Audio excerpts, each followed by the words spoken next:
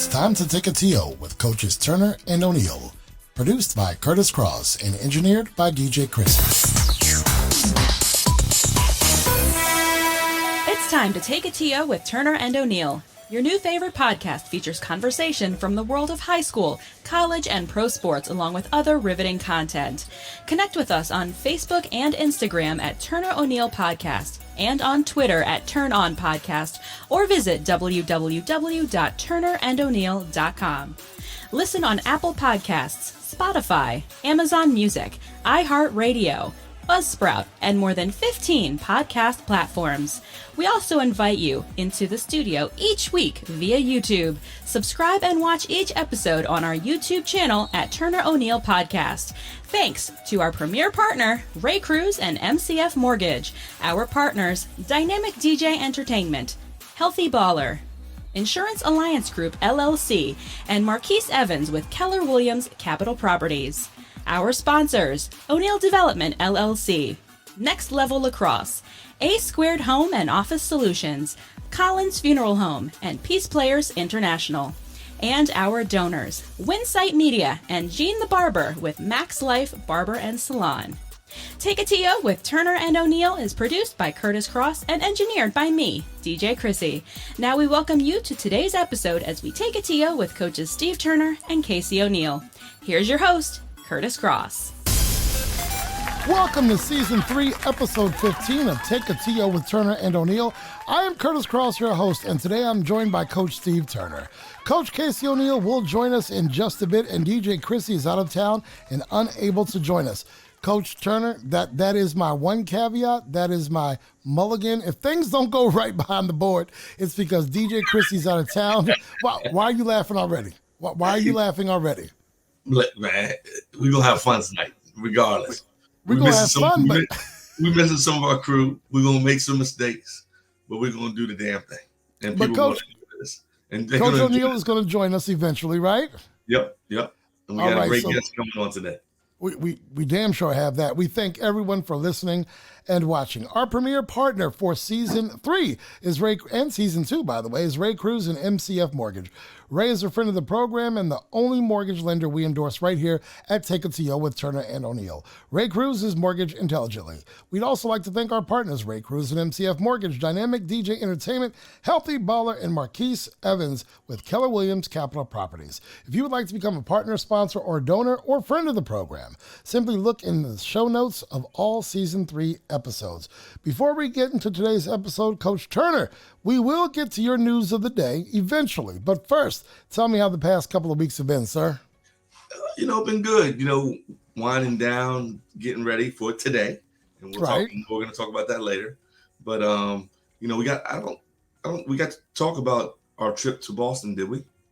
I don't remember hearing about Boston, no. So we went up a couple weekends ago to do a revisit at Northeastern with Jared. Right. So Leah and I and Jared went up and, definitely put a stamp on it. Like, unbelievable coaching staff. Coach Cohen's unbelievable as a head coach. Great town, great city for college. School is unbelievable. Like, it was great to be able to put my hands on it because I didn't get to go on the official visit when Leah and Jared went. And we got to tour a little bit. We took in a hockey game, took in a couple practices. And then the icing on the cake, Christian came down. Man, I was going to say that. Can I say it first? I saw a photo, didn't I? Yeah. So Christian came down and you with the boys. Spent a day with us and had dinner. So it was great to have the whole crew together. And it's neat to see how close those two will be to each other in just a short year. Because literally, I think Christian said from his house in New Hampshire to the university, hour 15 minutes. So there's no excuse, right? Nah, we got to. At least we know we're gonna have somebody there to support it in games. Maybe when we can't make it, and so it'll be great for those two to be closer, and be able to get with each other a little more over the next 4 years. I'm excited to watch that relationship. So just that decision to go to school up there will change that dynamic, right? I'll be interested to see how that works and what that looks like. And then Christian's other brother from his mom's side is a 15-minute walk at the university that he's at from Jake. So They got a crew now. They can all get together. And oh boy, that's a crew of three right there. Crew of three, look out for each other. So we're excited to see how that's going to go over the next few years. And it was a great trip, man. I'll tell you, it was just nice to get away, a little decompress before jumping off with what happened today, which we'll talk about again soon. What happened today? And it was just always good to get away with the family, have a good time, and we're excited, ready to rock and roll. School year is moving quick. It's so much changing. Football team had a big game last weekend against St. John's. Tough one. Played tough, didn't they? Played really tough, man. I was proud of my boys. They laid it all on the line, and they got the rematch coming up this Saturday. And we know it's not easy to beat someone twice in a row or 2 or 3 times in a season, right? We remember what 2019 brought. This was the same scenario. Remind us, if you will. Had to play them back to back, and went to their home and beat them, and then went to the championship and beat DeMatha. And we're hoping we can have a repeat. And I'm excited for these guys, seniors especially. Is this that was their last home game. It was the 100th game of Gonzaga St. John's football. That was the 100th time they played each other. So and the records are so close. So it's crazy. So we're hoping for the W in game 101. Hey man, that sounds like Packers and Bears, right? They played each other more than any teams in the NFL, right? Yep. All right. Good. How about you, man? How was your week? Let me talk to you. The busy season in the DJ business is slowing down, but that means my season behind the mic is about to begin.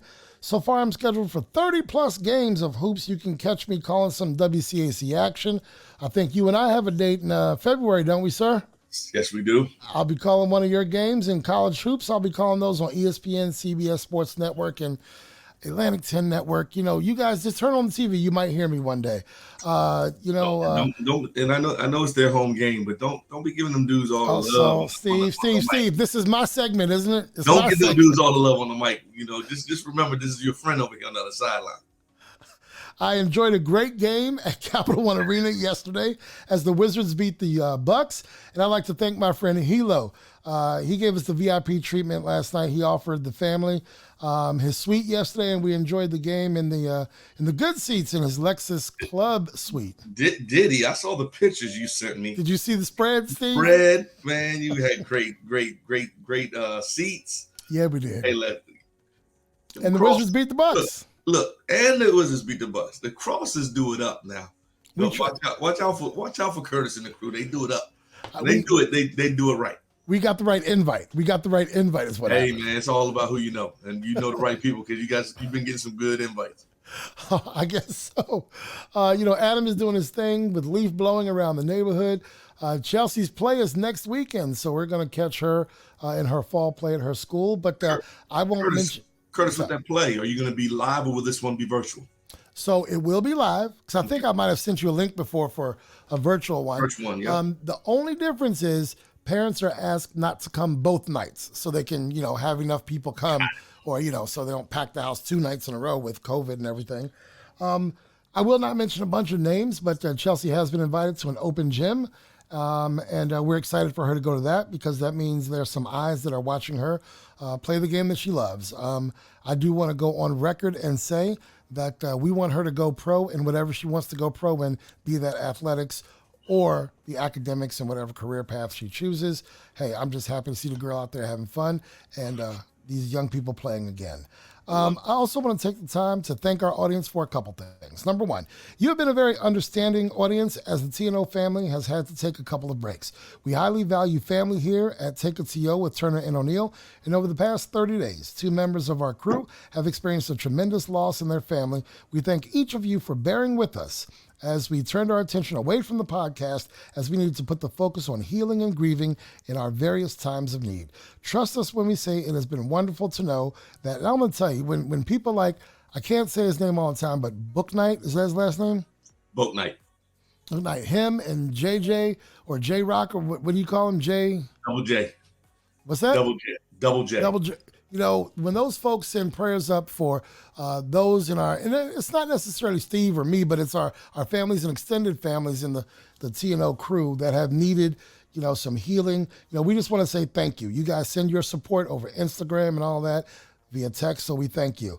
Also, let's end it on a high note. Over the weekend, we reached a podcast milestone of more than 7,000 downloads. Again, we must say thank you to our listeners, viewers, friends of the program, and of course, our partners, sponsors, and donors. The podcast does not happen without your support, and with that support, we're going to keep this thing rolling. Now, we are ready for Season 3, Episode 15. We'll be back after this week's headline. Kurt Cross here, producer of Take a TO with Turner and O'Neill. For more than 20 years, I have seen Gene the Barber for my haircuts. I am proud to say that Gene the Barber is now the owner of a new shop, his own shop, Max Life Barber and Salon. Max Life is family friendly with barbers and stylists for men, women, and children. Located at 6859 New Hampshire Avenue in Tacoma Park, Maryland, Max Life Barber and Salon is now the new home of Gene the Barber. Of course, you'll get Gene's signature service, but now Gene has several barbers to choose from. Schedule an appointment today by calling 240-687-7253 and tell Gene that the Take a TO team sent you. Take a TO with Turner and O'Neill can be found on more than 15 podcast platforms. Listen to us on Amazon Music, Apple Podcasts, iHeartRadio, Buzzsprout, Spotify, and other podcast platforms. Tune in on your preferred podcast platform. Be sure to listen, subscribe, and spread the word. Take a TO with Turner and O'Neill records weekly with episode drops each Thursday at 11 a.m.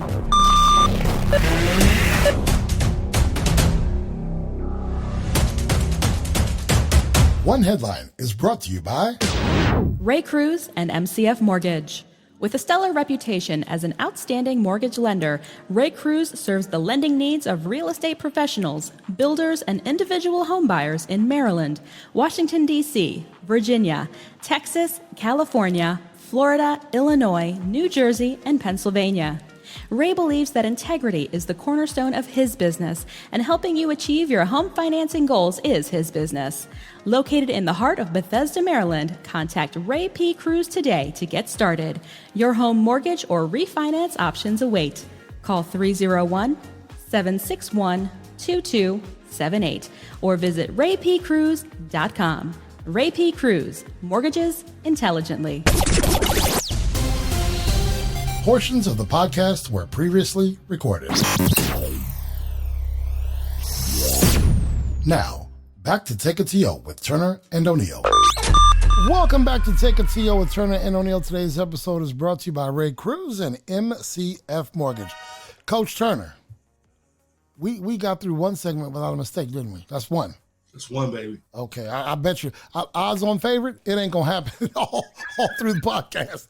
DJ Krissy, we miss you, girl. We miss you and we love you, girl. This week's headline, Coach, we both seen this before, where the high school and often the college game goes away from, I believe, its intended purpose, which shall be to promote fair play, competitiveness, and sportsmanship. Of course, other goals come into play, such as the opportunity for the sport to get some athletes an education and then perhaps a professional career.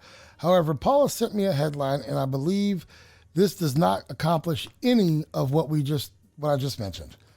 A high school principal apologizes after his football team won a game. I actually think it was her football team won a game 106-0. Let me point out a few notes. Inglewood High School 106, Morningside High School 0. Inglewood's QB, who's a UCLA commit, passed for 13 touchdowns.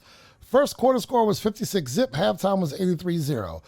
I think the most egregious of things that the coach for Inglewood did was he went for a 2-point conversion and made it. When it was 104-0, he goes for a 2-point conversion so he could tie the Hawaii High School, record for the highest scoring game in the last 5 years. Inglewood's in California, but the high school record in the last 5 years was created by Hawaii High School at 106 points. Steve, your thoughts? Well, one, I looked up Morningside's record and looked at their schedule. A game this magnitude probably was bound to happen. Okay.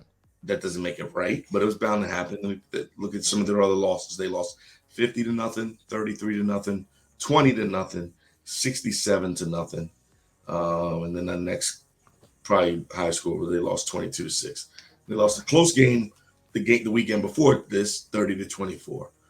But when you start doing things like two points, going for 2 points just to tie records, and you got this score up on the board, I just don't have the respect for the coach who's coaching that team. I don't care what kind of records you're chasing.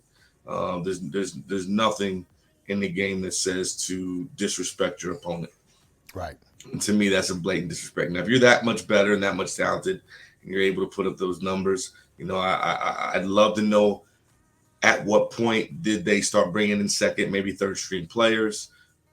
I'm not privy to any of that, but if they stuck with their starters and ran that score up like that, shame on that coach, shame on that program. I know they're 10-0 and having a great year, and again, they have an unbelievable quarterback who's committed to go to BCS school, but.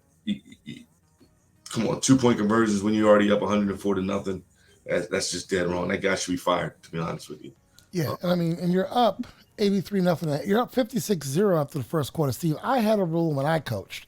There were some games we played that were lopsided, some games where we were losing and it was lopsided as well. Right. I do subscribe to a philosophy. If you don't want to get whooped that bad, play better. But this is clearly night and day. We're not talking about 56-10. We're talking 106-0. My philosophy was when we were up in a game, let's say by halftime, if we were up by 30, let's say it's 48-18 at halftime, right? I will play my starters for a minute or two. I'll give them some burn in the third quarter, and that's it. That's it. We don't want injury. We got to prepare for the next game. And guess what, Steve? I'm going to guess you have a similar philosophy, although we've never talked about it. You need 1 through 15 to be equally strong. So right. You need your backup shooting guard to get some time too, because if your number one shooting guard in that slot gets hurt, gets in foul trouble, maybe they can't make a game because they have a family emergency. You need those players to have that experience as well in a big time real game, right? No doubt. I mean, that's like I said, I'd love to see when he went to the bench and were they still doing the same thing when he went to the bench? Right. Or was this a thing where he kept his starters in for a very, very long time and jacked the score up on his team? If he did that, it's totally wrong. I think sometimes it's hard for a coach now. If he did the right thing, I think is going to those second and third string guys, and they still were doing this. I can't. It's tough, right? That's tough because I can't tell you to, turn it off and don't give those other kids an opportunity who don't get to play normally. Right. Opportunity to play. So. I'd love to know a little more about the story, but the thing that kind of disgusts me either way is going for 2 points to tie a record just because you right. can. Right. And Steve, you and I have it a little bit easier because we have, the most I ever kept on a team, I think, was 15. We have 15 folks that we have to get in the game. So, certain high schools might have 60 or 70 players, sitting on that sideline, and they're anxious to play too. Their mamas and daddies pay their money to go see them play too. But now, how do you handle that, Steve? I imagine you've been on the winning side of a game and you're up by 40. How do you play that? I would play no fast breaks. Don't shoot until there's less than 6 seconds on the shot clock, and we're not shooting any 3-pointers. And if you do get a steal in a fast break, you dribble all the way down through the baseline and come back out. You're not going for a fast break layup. What is your philosophy? If you're up, let's say Coach Turner's team is playing XYZ school, and you're up in the fourth quarter, you're up 67-20. How are you playing that? We're gonna really, really put an emphasis on running our offense. Right. Which is playing through the shot, trying to play the shot clock, and you let the clock work in the favor of not letting this game get out of handing to a major blowout. Right. Definitely going to play the back end of the bench and give them more opportunity. But I got to let them play too. If a guy gets a breakaway, it's tough, right? It's tough to tell him not to go dunk the ball, but we're not going to do that in the last minutes of the game. Right. I gotta give those guys a little bit of opportunity to play. They deserve. They've earned that by practicing hard and being there and competing every single day. But we're definitely just gonna talk. We'll have that conversation, whether it be via the locker room at halftime or in a timeout situation. That we're never gonna disrespect our opponent. we're going to play the right way and be competitive, but we're not going to ever play in a way that embarrasses the team that we're playing against. You never know when you got to see that team again. I've been on that side. Right. I was not going to name the team or the coach, but this team was the number one team in the league. One of my first years, and we played them at home on their senior night, and they drubbed us. Like it wasn't pretty, but you know what? Karma is a mother.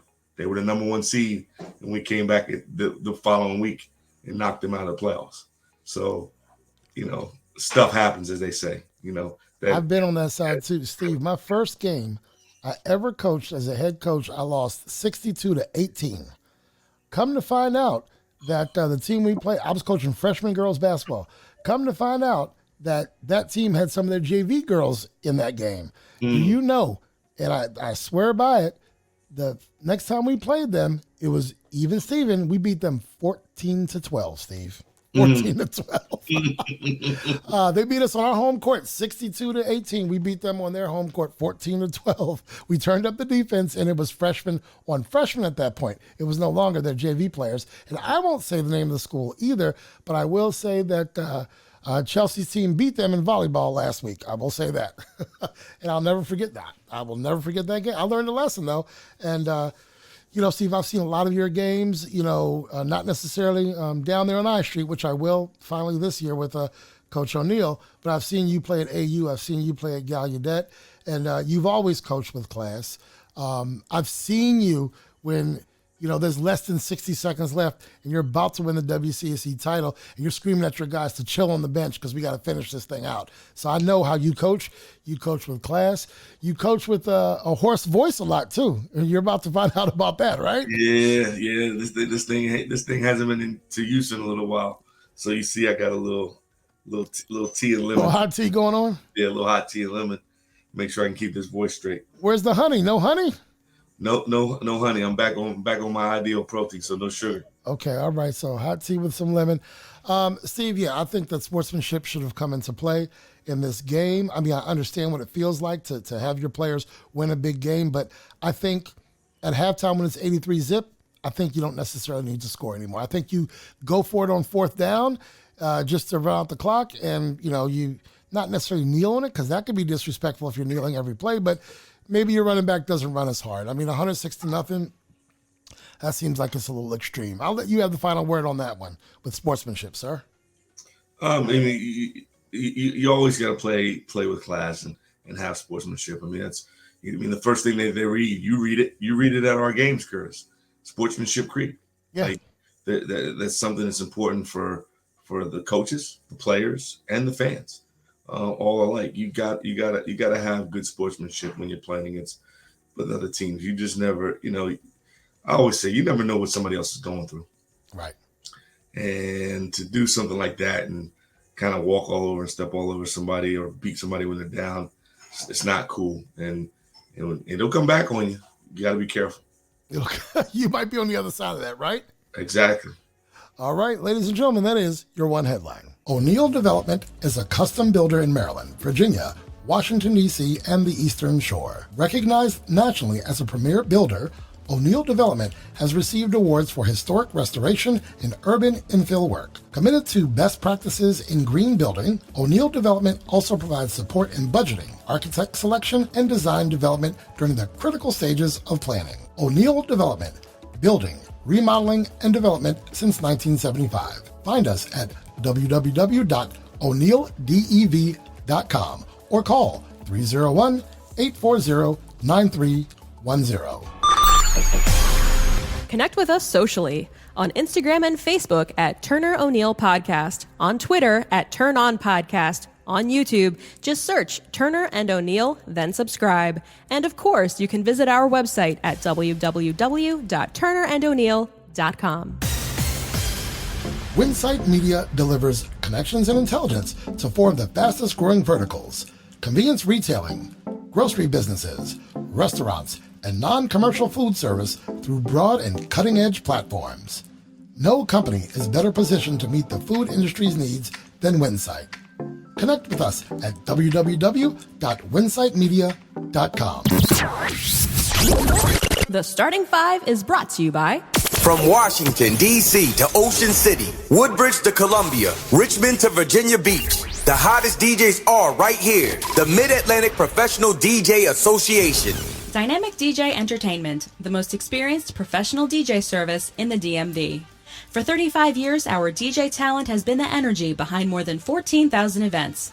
If you're planning your wedding, school dance, corporate event, Sweet 16, or any event, our talented team has the right mix of music and MC skills to bring the energy and turn any event into an epic event. In 35 years, our DJs have performed in front of more than 2 million guests in 26 states. Our services include dynamic DJ talent, karaoke, giant games, atmospheric effects, movie nights, and more.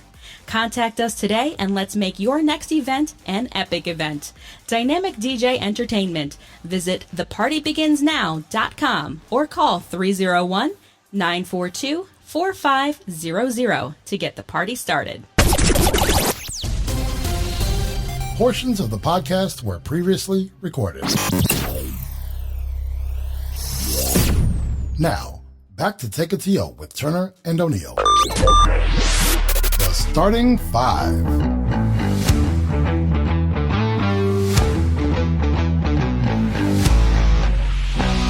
Welcome back to Take It to Yo with Turner and O'Neill. The Starting Five is brought to you by Dynamic DJ Entertainment. I am your host, Kurtis Cross, and I'm with Coach Steve Turner. Normally, we would bring you the Starting Five at this time, but instead, we've got to talk about something that we have been unable to do since 2019.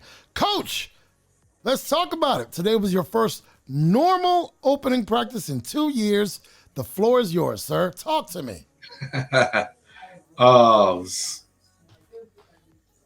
great. I mean, I don't know how else to describe it. It was great to be able to have these young men back on the floor, having a normal tryout day, November 8th, startup date for the winter sports in the WCAC. And today we had a freshman and JV tryouts and then a varsity tryout this evening. So it's just really cool to be back to some semblance of normalcy, and excited to see how and where this all takes us throughout the season. So to be able to, hear those balls bouncing, guys, sneakers squeaking, man, exciting day for Coach Turner, and I'm sure many other coaches across the DMV and the country. Coach, you're not used to putting in this many hours, right? I mean, you're usually going home a little earlier than this. Now they got to keep you late. You got how many young men were out there? I'm going to guess, 50, 60? At the freshman level, yes.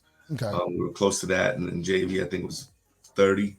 And varsity, we were at 18, but we got, a couple guys who are still with football, and one guy who's out a little nicked up today. So got to get down to a number of 13. So gonna have to do the one thing I hate to do the most at some point, and that's make some cuts. We usually try to make the first one or final one, hopefully after 2 days. So today I thought it went well and got an opportunity to see a lot of things from different guys. And we'll put in position to have competition and see how guys do tomorrow. And now, of course, we want to hear all about how today went and all of that. But talk to me about this. So you're looking at your talent level. You're looking at what the program needs. You're looking at guys who are giving you effort, who's diving for loose balls, guys who are in shape, guys who can really contribute to the Gonzaga program. I imagine each year, you have a group of guys who are coming back and who are returning. So they know what Coach Turner wants. They know what the program's all about. But you also your eyes get open to some guys who, maybe were playing a sport. They didn't come to so many open gyms, and you're seeing some talent that allow you to maybe tweak a few things and go in some different directions and look at the future of the program. I mean, this is all what's happening now. Is that correct? Yeah, I mean, I think I definitely is all that's happening. I mean, I think something that happens in tryouts that people don't realize, I'm probably speaking more to parents and families, is like, even when you're doing, getting a team together for now, you're also having to look at the projections of what's potential for next year and even beyond that. So So sometimes some of your decisions that you make may not seem right to someone else. Right. But in my seat, the seat that I sit in, I've got to look at what's best for the program now and in the long haul. Okay. So you're also, that's why you got your eyes watching the younger teams, the JVs and the freshmen, to see who could come up and who might be a better piece to the puzzle. And so it's never a perfect science, but we try our best to get it right. And doesn't always make us the fun guy or the fun police, but it's a part of the job. So, and when you build this program, Steve, you've been there for 16, 17 years now? This will be year 18 as the head and 23 total. Okay, so year 18 as the head. When you're putting together this program for this year and future years, I imagine there's a time, and it's cyclical, where you have your starting point guard is your starting point guard. He's been there for a couple of years. You've groomed him to be a leader and all of that, but next year or the year after or whenever this happens that he will graduate. So you're looking at who's going to come in and contribute. Are you going to be a fast team? Are you going to have height? Are you going to just pound the ball in down low, which is my favorite basketball? By the way, Anthony Davis has been doing some of that, but then again, the stomach bug got him, so he can't play now, but that's another story. But so you're looking at what style of offense you're going to play. Who are we going to be defensively? Mm-hmm. You and I both know through coaching, to a greater degree than I do, that sometimes you can't control how often the shot's going in and the ball's going in the basket, but you can always play more defense. So I know that playing defense, I know there are some teams where you don't even get on the court in college, and so you can master the defensive principles that coaches want you to have. So the defense will always be consistent with a Coach Turner team because that just takes effort. That takes a little bit of this. Again, we can't control what the referees are doing. We can't control how much the ball goes in the basket. We can always play defense. So are you looking for guys to contribute on both sides of the ball? I mean, I assume you are, right? No doubt. But as I always tell the younger guys or the new guys coming in, when you're the new guy, that's the place where you can find your opportunity is the defense. Like, I mean, a lot of times you're going to have – there's never really a time where you have a brand new team. Okay. So you're always going to have some returning pieces. So sometimes you're not going to need Coach, a young guy maybe to come in and put up numbers. Maybe he's coming off the AAU team where he scored 20 a game, but you may not need him to do that for you right away. So the area I always tell these young men is opportunity where you can earn play and earn playing time and earn your way on the team. Right. Impress me on the defensive side of the ball. Show me that you can stop somebody. So show me that you're willing to fight to make the attempt to stop somebody. You may not be able to stop somebody every single time, but show me that you have that grit and that fight. And that's an opportunity to win my heart, to be honest with you. Like, I believe defense wins championships no matter what.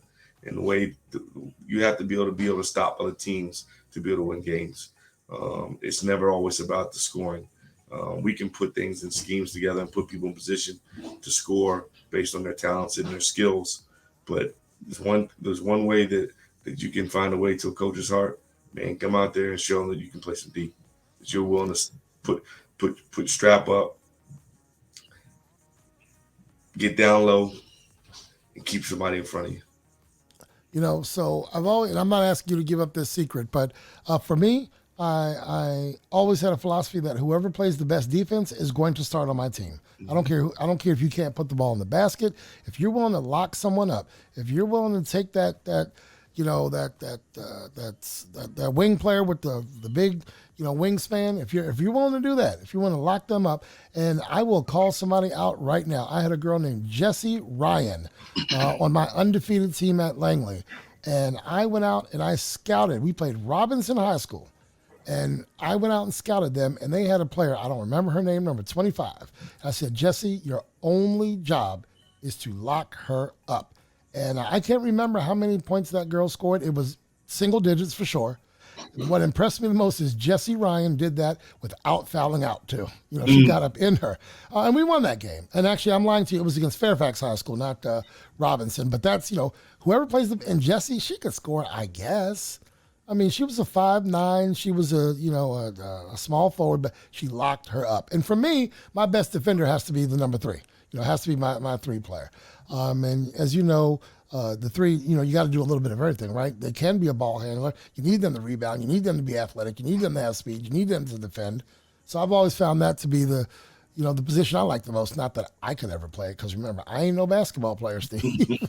I'm not. I'm better now in my 40s at basketball than I was as a teenager, because I understand the game, right? Because I know the game, not because I'm any more athletic than I used to be.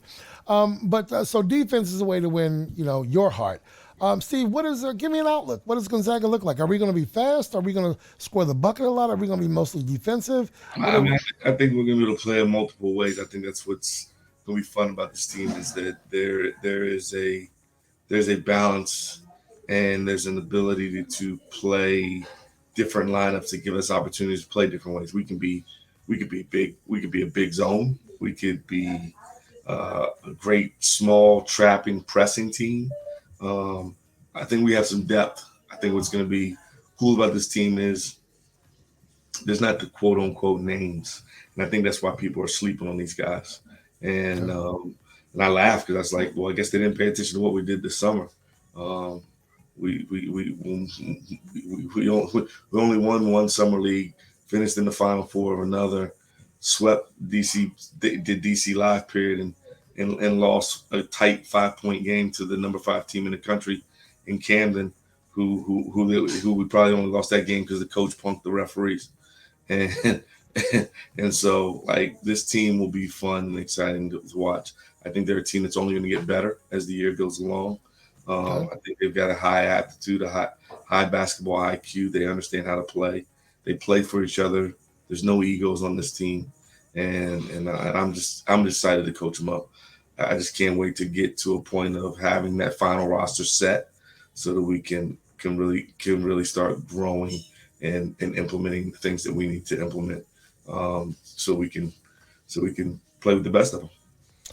Steve, I do not want the company line here. All right, I'm calling you out on your own podcast right here, right now. All right, and I know you don't mind a challenge. Don't tell me just about anybody, blah, blah, blah, blah, blah. Who are the teams that folks are looking at in the WCAC this year? Well, this is a unique year. Oh, here you go. Go. I'll break it down to you, Kurtis. I mean, as I see it, based on the things that I've seen happening within the league, I think there's about 7 teams that can win our league. Wow. Okay. Like realistically, and I don't have a problem breaking them down to you. I think the math is in a new situation with a new coach. I don't care how talented you are. You have a new person at the helm. Things are different. You're expecting to be able to play a certain way. It's not always going to be the same thing. And they lost 2 key components to that team: kid who transferred to IMG and the kid who's a football player who's decided 2 weeks ago that he's not playing basketball anymore. They were 2 starters. So that's 2 starters from a team that's ranked in the top 5 in the country. That changes who you are. Okay. That doesn't make you definitely a top 5 team anymore. So, and then, like I said, with a new coach and new philosophy and new style, that changes some things. So you just never know how people adapt. I know that firsthand, because the team that I inherited my first year was talented enough to win the league. But our kids didn't adjust to change. Our kids didn't adjust in enough time for the change of me being the head coach. Leadership style, right? From being an assistant coach. And that was our Achilles heel. That ended up being our Achilles heel that year. So hey, I want to break in for a second, but last year, Good Counsel looked pretty good on paper, and we didn't get a full season. Did they lose many pieces? They're one of those teams that a year ago, they were in my top 3 with the best chance of winning the league, but they graduated all that senior talent. So this year will be a new year. They do have some new faces and new places, but they're a team that's always going to be competitive and compete. And they'll be one of those teams that you're not sure where they are from day one, but don't. They have probably one of the best scorers in the league, and the kid by the name of Dylan Williamson. GJ's still up there, right? GJ's still there. Dylan's heading to Towson to play his college ball, and they've got some new faces in their building, and they're gonna be good. Okay. O'Connell to me may have the best depth. we'll see how that goes. They did have 7 guys transfer out, but they've had a bunch of new kids transfer in. So continuity and how that all goes into play. I think they got a lot of pieces. Not sure if there's enough balls. Right. So you got to see how that goes. But pound for pound, they've got as much talent as anybody in the league. And they're one of the teams that when you look at the ratings and the rankings, people aren't talking about. So they're scary. Like can't sleep on those guys. You would not look past them, huh? Paul VI, they've graduated some great talent over the last couple of years, but they're led by a young, explosive, dynamic player and Doug McDaniel, the point guard who's going to Michigan, but he's going to lead it. He's going to have to lead a young troop compared to who he was able to play with when he was the younger guy playing with a bunch of really talented older guys. St. John's, another one. Depth, great depth, but they lost two key pieces to the puzzle.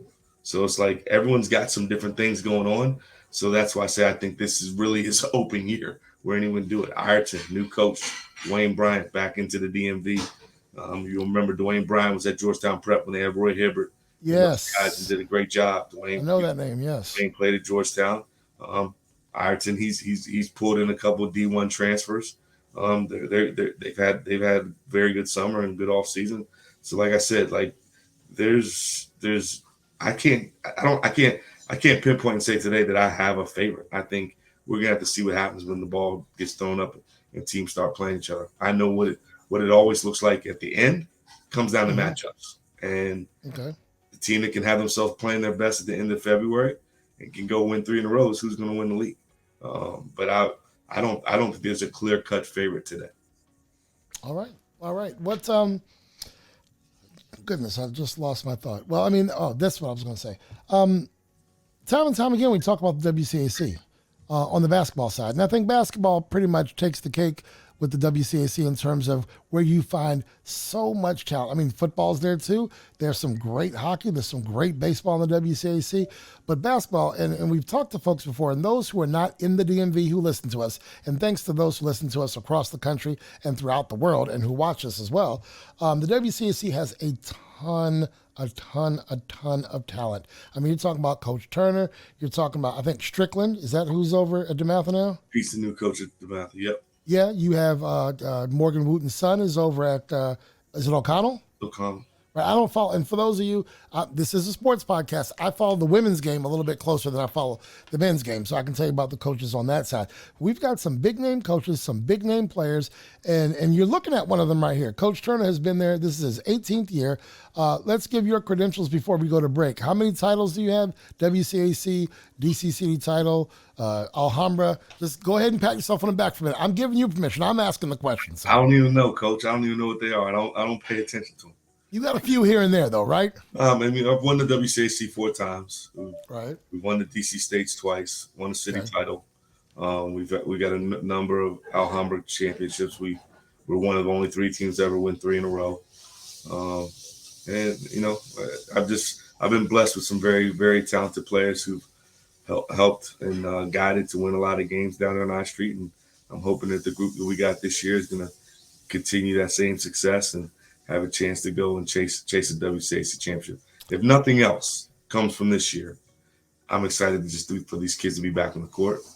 Excited for these kids who, some of which have already picked some schools, are going to have an opportunity to continue to use this sport, to have an opportunity to go on and further their education at some great universities. I mean, 3 of our 6 seniors have already committed to George Mason, Northeastern, and Swarthmore. We've got 3 more to go who are involved with some very, very great institutions, and we'll see where they commit to somewhere here down the line. And that's probably something that's a little more important to me than winning a championship. My guys get to go on and play and use this game and get an unbelievable education at Gonzaga, but still be able to use the sport to go on and have a chance to play and get a degree, college degree, from some of the best universities in the world. Man, Coach Turner's a happy man. It doesn't matter if we win a WCAC championship or not. Question for you, a trivia question for all those listening. You know the answer, I think. Are you the only WCAC coach that can go in the corner somewhere and put gold around his neck? Current, right? No, that's what I mean. Currently coaching in the WCAC. You're the only gold medal winning coach, right? Current. I wasn't 6 months ago, but I'm currently am. That's correct, because Mr. Jones has gone on to VodTech. Ladies and gentlemen, you're looking at the gold-winning coach. You're looking at a gentleman who's won. He's paid some dues in the WCAC, and he is excited. He's with us now. I want to say something else, because I keep getting this. I keep having families as we're going through this process. So maybe this is somewhere where I can clear the air. I'm going to take advantage of my own podcast to clear the air. Keep having families who are looking at our school, who are wanting to potentially come and play for me. Certainly are having other schools within our league and across the DMV recruiting them as well. And the question I keep getting asked is, are you staying?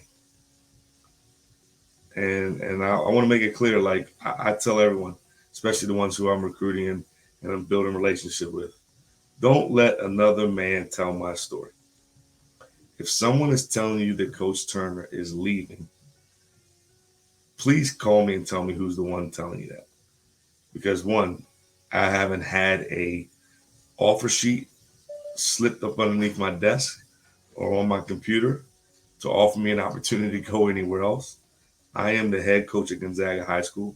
That's where I plan to be, unless something outrageous comes my way and I have to look at it. But I would ask all folks who are questioning whether or not I'm going to be the coach of Gonzaga in the upcoming years, please stop trying to tell my story.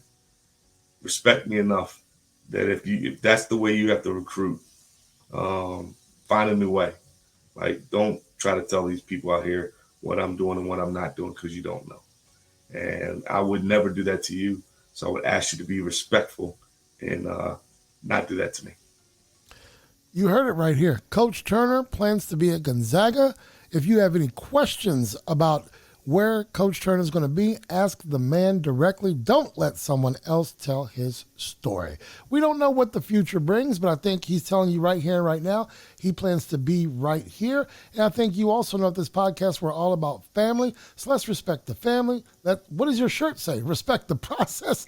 Talk to that man. Talk to that man. Don't let someone from XYZ High School say, you sure you want to go to Gonzaga? I heard he's not going to be there. Ask the man himself. And matter of fact, we have a part of this podcast where if you just write in, we'll read your question on the air. I can ask him right now. Coach Turner, are you planning to be the coach of Gonzaga? As long as they'll have me.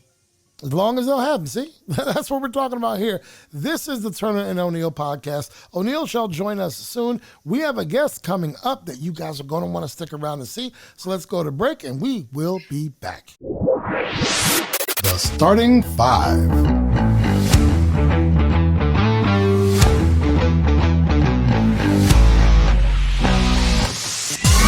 A-Squared Home and Office Solutions is the go-to source for home or office network and audio-visual solutions. We can help with smart home integration, wireless networking, media rooms, security systems, and more. We will link technology to your lifestyle seamlessly. Read our reviews online. Visit homeandofficesolutions.com for more info or call 240-356-8832. A-Squared Home and Office Solutions. We are home advisor, screened, and approved.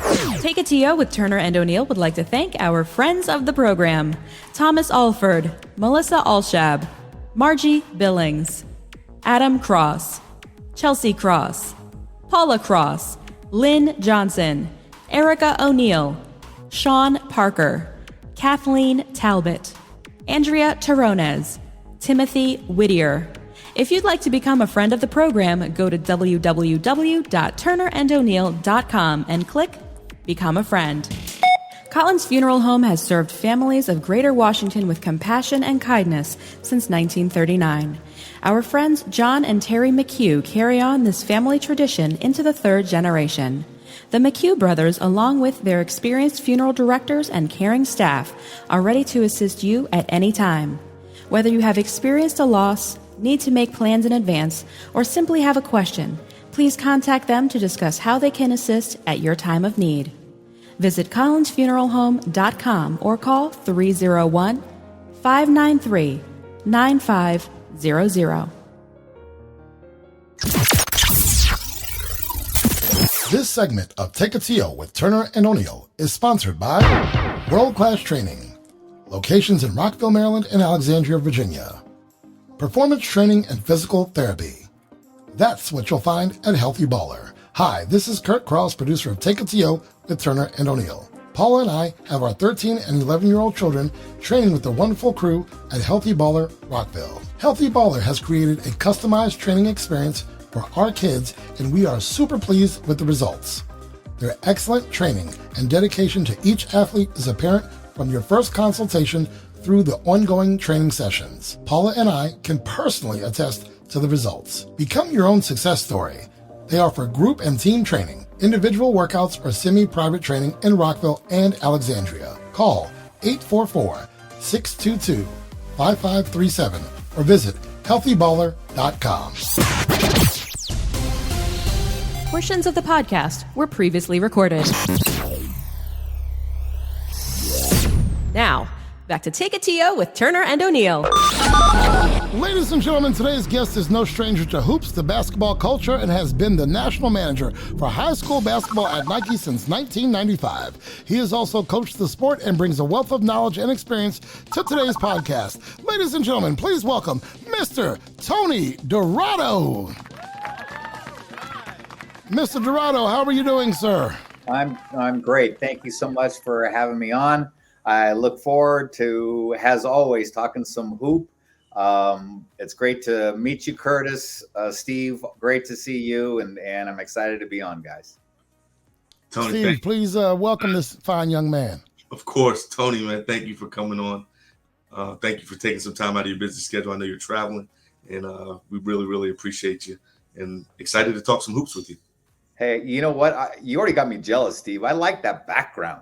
The background you got with all the balls and the case and all that stuff. That's big time right there. Yeah, that's all Leah. That was a COVID project, as I like to call it. There was a lot of balls and stuff laying around the office, and she was like, "We're gonna get this thing looking right." So it's become a good little. It looks awesome. I'm jealous. That's a great background. Thank you. Tony, look, we want to thank you for joining us today. We know you are typically a busy fella, but this time of year proves especially busy with high school hoops just about in full swing across the country. So thanks for joining the broadcast. I'm going to jump right into it. I'd like to start by asking you to tell our audience who might not know who you are, what you do and how that plays into the national high school basketball landscape. Yeah, so Nike, for Nike, basketball is the number one revenue producer. And so what that allows us to have people maybe in jobs that we wouldn't have in other positions across other sports.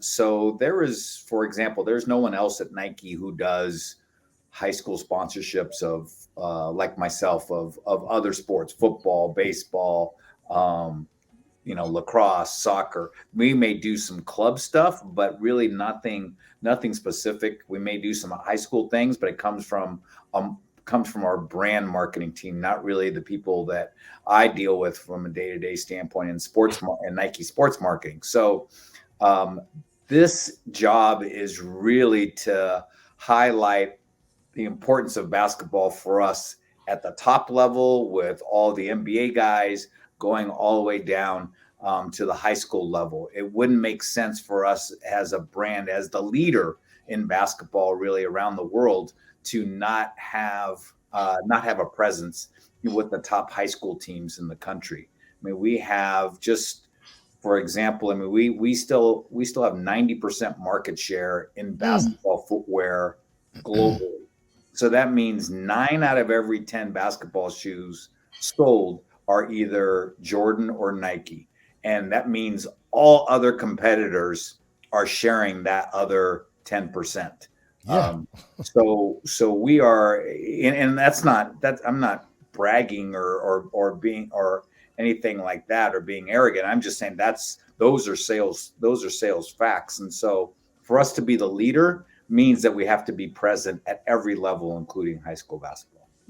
Wow. Well, we know that Nike is king when it comes to basketball. Nike's king in my home. I know that. So we thank you for what you do, and what I imagine is also bringing opportunity, bringing leadership, and bringing some of the faces to basketball that have changed, quite frankly, over the years. But Steve, I imagine you have a question. Let's open up with Mr. Dorado.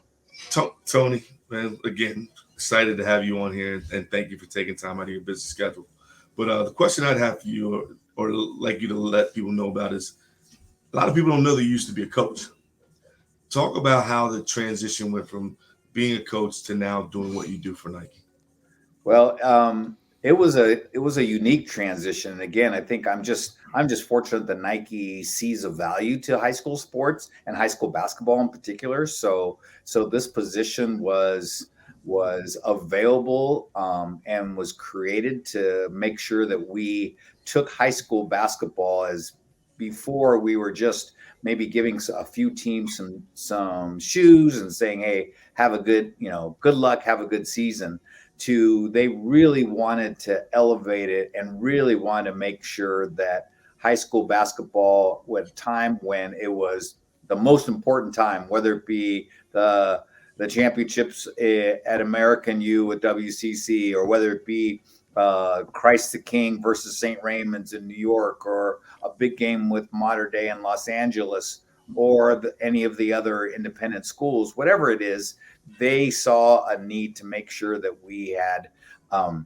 that we were part of the game at that level. And so for me to move into high school, to the high school position from being a basketball coach, was super fortunate. I'm totally blessed to be able to have this. I mean, I tell people all the time that there's a lot of people that could do my job. I don't do anything special to this, but the thing that I like about it is that it keeps me at the game and at the level that I like, which is high school basketball. I don't need to be in a cushy, or beautiful, nice leather seat in an NBA arena. I don't need to be, in a big college arena.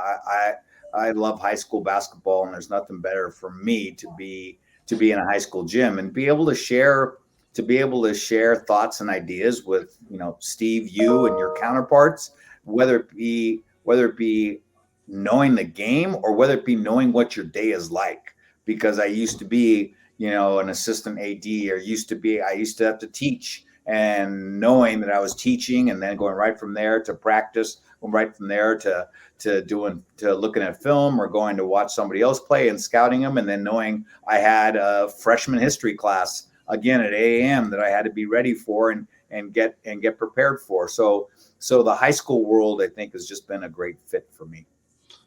Steve, is he being modest, Steve? He's definitely being modest, because, Tony, we've built an unbelievable relationship over the years, and I know that I'm not the only one who has this type of relationship with you. I think it's all the people that you represent who are under the brand, that are underneath you and your leadership. I think what you do that is special is the way that you treat us like family. I mean, and I see that hashtag is so big when it comes to our relationships, and I'm speaking to myself and the other teams who are sponsored by you, Nike family. It doesn't go without saying. Like, you treat us like family, and that is something that you do that's special. So for you to say that you don't do something special, I had to correct you on that one, because it's nothing to be able to. I mean, I know I'm not the only one, and I know some of the things that I've been able to do, where I can pick up a phone and call you to ask an idea about something I'm thinking about, and it doesn't have to be from. It could be from tryouts and maybe how I'm trying to implement picking my team. It could be to, hey, we're playing. I got this type of team and we want to play this style. I know that I can always pick up the phone and you'll give me an ear and certainly come back with some ideas to either give me an answer or at least to have me thinking, to allow myself to figure out the answer. And you did that for so many people, because we all talk. We talk to each other. I know how much you're appreciated by all of us who are underneath the brand and underneath your leadership. So to say that you're not special, that's not the truth. That's far. That's far from the truth. Thank you so much. I'm humbled by that, but I think you guys make the job easy. Kurtis, you would not believe how many times that when we have to do something with other people at Nike and the Nike people get exposed to our Nike elite high school coaches, how many times they come back to me and say, man, that guy was a great guy. Or man, she was on top of it. We never had to We never had to get on her about, hey, get her stuff back to us, or man, she was so easy to work with. I mean, people at Nike really, really appreciate how good our high school coaching family is. And that makes my job easy. That makes my job fun. You know, I'm essentially on my very first trip since the start of the pandemic. Nike's had pretty much had a ban on travel. And I tell you, I can't wait. It's been killing me not to be out and seeing our coaches. So, you know, I miss my family, you know, so it'll be great to be back out there. You know, I'm gonna go off script for a second, and I think it's kind of overdone to say where's the hotbed of talent, because Long Beach, Kentucky, Carolina, Michigan, Indiana, there's so many hotbeds of basketball. Talk to me about, now I've got two questions. This one's off script again. Where are you seeing a rise in the level of play, and where basketball is just really starting to boom somewhere that we might not know about? Like I said, we know Tobacco Road, we know Long Beach. They play a different style in California than they play in Brooklyn. But where are you seeing it jump? We know DC, we know Sure. we know DeMatha, we know Bishop O'Connell, we know Carroll, we know Gonzaga. But where are you seeing basketball become more popular than ever, where someone might not think about that city or town as a basketball city? And this may be a little bit dated, but I think people look at Texas, the state of Texas, and think high school football. That's what I think. Because I mean, it's huge, right? They have huge high school stadiums. You got Friday night lights. I mean, everything is about. But I'm telling you, the talent level and the number of great high school programs and travel team programs that are coming out of that state. It's scary, the amount of talent that's coming out of that state. It is not just a football state anymore. All right. Well, here's my actual question. During your tenure with Nike basketball has evolved a great deal. What may have been in some locations as a seasonal sport in the 90s, the opportunities and outlets for high school athletes to play year-round has grown in huge amounts. How has that changed your role, the relationships you've been able to build, and what you've been able to do, with and for the game? Yeah, I think it's changed my role. First of all, that's a great question, because there's so many facets to that question. And I think, it's easy to say that the game has become year round, but I think where it's changed my role and where it's impacted coaches like Steve so much is their job has become year round, just basketball. Their job has become 24/7, because there's so many pieces now to not only just coaching high school, but it's making sure how are the kids doing? Are the kids progressing in the spring? Are they doing okay? Are they placed in the right club program in the summertime? Are they getting trained properly in the fall? So it's almost like my job has in some ways become year-round supportive of our high school coaches, like checking in with them, seeing how they're doing, where they're going to be. Like now you can get to a Nike EYBL tournament in, let's say, Dallas, or let's say Virginia, wherever it is, and there may be 20 of our elite high school coaches there, 25 guys who are coming just to watch the EYBL because they're watching their players play, and they're seeing, and that's the place to be if you're a basketball person. So it hasn't just caused the player to become year round. It's caused, specifically in my world, the high school coach to become year round. And that just, for me, that just makes sure that I'm just making sure that our guys are, our high school coaches are doing well and supporting them. I'm not just supporting them from October to March. I'm supporting them the entire 12-month year. Well, just so you know, I had a couple of public school programs, and I was an East Bay guy, and we always got Nikes. I didn't ever get to the point where I had a relationship with you, and we were pretty much November 1 to March 1. So we were, that's what we were. But Steve, I know you're pretty much year round. And if it's not summer league, it's, you've got to get on a Zoom these days because you got some kids you're looking at and that kind of thing. And then there's parents involved. And it's definitely, I mean, when I coached public school ball, I would go in at noon and I would stay till 7 or 8 o'clock.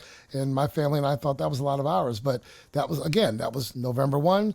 And unfortunately, we never won a state title. So it was March 1. We were pretty much done. So, and then I got some time off. But it is year round. And I see what Steve does. It's all he can do to be a part of this podcast and be a dad and be a friend and all of that. But let me not take the mic too long. Steve, what's your question? Tony, there's so much changing. Like, I think the most recent change, it's been for a little while, Geico Nationals. And now we have the new NIBC. Mm-hmm. What other changes do you see on the horizon in the high school game? Do you think you'll see next like a NIBC in the girls game? And do you feel like I look at this year, there's been so many new upstart programs of these,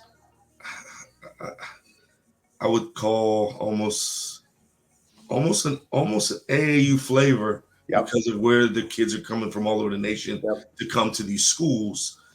Is that going to be the new trend? And how might that affect the traditional high schools? Yeah, I think you're right, Steve. I think there is going to be a blurring of lines. There's going to be a gray area now between high schools and clubs and travel programs. I think you're going to see more of the travel programs kind of becoming a high school program, or more clubs playing in the winter time. And playing in the winter time could mean a bunch of different ways. Could mean that they're going to be a prep school, could mean that there'd be an independent school, could mean they're going to partner with an existing school, whatever that means. But I think, and I think we saw a lot of it last year during the winter time or during the fall and spring, with high schools continuing to play as clubs. I was just at what was it, last month? I was at a tournament in Las Vegas that had over 125 high school teams that were playing as club teams. Wow. And so I just think the lines are going to be blurred, I think, between the two. And I think the other big thing is just going to be to see where some of those new independents that are not traditional high schools are going to net out. Do they want to join I think the NIBC is going to be a situation where a lot of those independents are going to want to join the NIBC. And I think the NIBC will probably in the future expand, but expand with making sure, I think the biggest thing they want to do is make sure that they're still getting programs that are going to school and their kids are getting their diplomas and they're being college eligible. So they still want to make sure that they get legitimate high school programs, even though they may not come under the definition of a traditional high school program. Coach, I'm calling him Coach because he did coach. But Tony, here's what I want to talk about. I want to talk about what's near and dear to my heart.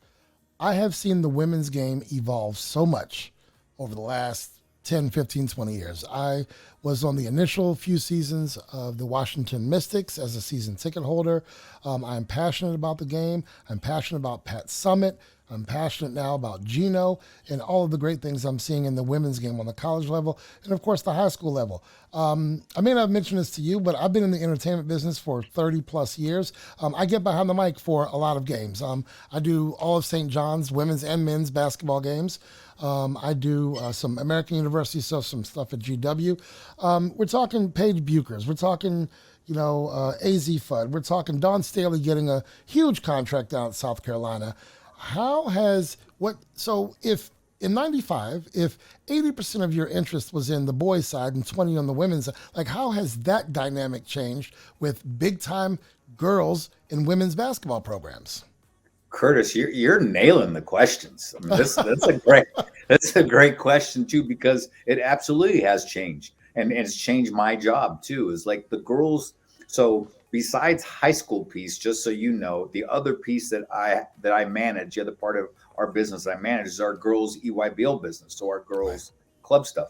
That has exploded. That has become so big at Nike itself that people at Nike want to see that.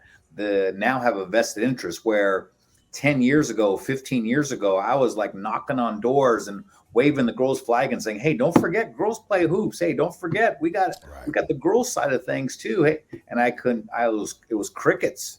Couldn't get anybody interested. And now there's people who are knocking on my door and are calling me and saying, hey, Tony, we heard about, the girls, the girls Nike Nationals, the championship of the girls EYBL. And, we have 800 teams in Chicago at the convention center under one roof. Almost 10,000 players. How do we get to be a part of that? Nike is now calling me and asking about that because it's become so big. But I think the thing that I always try to remind everybody about the game, the girls' game has really changed and expanded, and I think for the best at the top, at the elite level, right? If you take the pyramid is the top, the point is the elite level, and the bottom, bigger part is the recreational player, or the player who's maybe trying to play the 7th or 8th grader, or maybe trying to make their freshman team. We've seen a huge drop in girls' participation at that level. And that's the scary part, because everybody thinks the girls' game is healthy because they see the WNBA, or they see the increase in interest in the college game, or they see, the girls EYBL and girls high school teams doing so well. But we have situations now. Well, the perfect example is, 10 years ago, girls high school basketball was the number one participation sport for females across the country. It is now third, and any year now is going to be passed and going to be fourth in participation behind soccer, volleyball, and track and field. And so, and fast rising, that really started rising in your guys' area probably faster than anything, but now is spread across the country, is lacrosse. And so lacrosse is really fast rising on the girls' side. But all of those sports are increasing in participation, and and where the girls are coming from, it's not necessarily new girls, because the overall numbers of girls participating has remained the same and ranked pretty flat. They're taking girls from basketball, and basketball is the sport that's really dropping in participation. So from a Nike business standpoint, I have to be aware of the elite, because that's what I'm worried about. And yes, girls EYBL is as healthy as ever and growing, and interest is higher than ever before. But at the same time, the overall business of girls basketball is unhealthy, and we've got to kind of, there's, people are starting to talk about it, but there hasn't been any concentrated or, everybody coming together to address that participation issue, because there's a lot of reasons there could be to it, but everybody's got their own thoughts on why the participation is declining at such a dramatic rate. Interesting, because I'll tell you, I didn't know anything about EYBL 3 or 4 years ago, but you just nailed it on the head. I've got an 8th grader, Tony, and she plays. And I'm happy to tell you that tomorrow she's been invited to go somewhere and check out a high school campus where they're interested in having her play. But I didn't know EYBL a few years ago, but with an 8th grader who's on an AAU team, I know EYBL now, and I know what's going on in New York. And I know that, St. John's a couple years ago they caught a loss in the EYBL, didn't they? That was the EYBL tournament? That was Geico Nationals. That was the Geico Nationals. I'm sorry. Yep. So I'm all about the sport. I love the sport, and I'd like to. I'm going to look into what you said. I'd like to know why that bottom part of the pyramid is not growing. Steve, your question, sir. Tony, I ask this question a lot to our guests, and I want to ask it of you. Is there like a mantra? Is there a Bible phrase, something that you live by in the position that you're in, doing the things you do for all of us high school and elite girls EYBL coaches. Is there like that phrase that keeps you going, that allows you to do what you do for us? Kind of your mind. I think there's a couple of phrases that come to mind that I always think about, but it's because they're mantras at Nike, and the first one is listen to the athlete. If you're going to, and the athlete can be, and the athlete, we define athlete is anybody that has a body. That's an athlete. And so whether it be the 10th player on the freshman team, or whether it be your best player on the varsity that's got a full ride scholarship, or whether it be your JV assistant, or whether it be you guys are all athletes in my mind. And so got to listen to you. And when you and I talk, Steve, we're talking about personal stuff, and it's great, and catching up on families and all that stuff. But when we're talking, I'm also making sure that I'm listening to what you're saying, because you're on the front lines. You're in the front lines of what's going on in the sport. And if I don't listen to you, then I'm not listening to the athlete. And the athlete will always direct Nike to the true spot that they need to be in. If we go and make, like Kurtis was showing me his shoes before we got on, but if we didn't listen to the athlete, maybe those shoes might not have ever been created.